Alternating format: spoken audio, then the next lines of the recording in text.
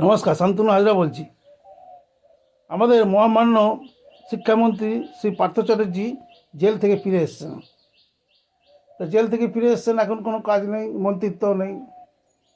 তা উনি জেলে যাওয়ার আগে দুটি সেক্স টয় ফেলে গেছিলেন। এ নিয়ে অনেক আলোচনা হয়েছিল। তা পুলিশের কাছে আমাদের অনুরোধ যে এই সেক্স টয় দুটি আমাদের মাননীয় শিক্ষামন্ত্রীকে ফেরত দিন। কারণ উনি এখন একা, উনি করবেন কি? উনি এইসব নিয়ে থাকবেন, ব্যবহার করবেন। এ ব্যাপারে আমাদের আরেক প্রতিনিধি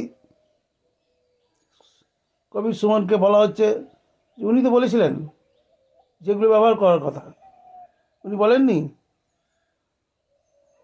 হাল ছেড়ো না বন্ধু আমার, বরং শক্ত করে ধরো ভোরবেলায়। তো সে ভোরবেলায় পার্থদা শক্ত করে হাল ধরবেন। ধন্যবাদ।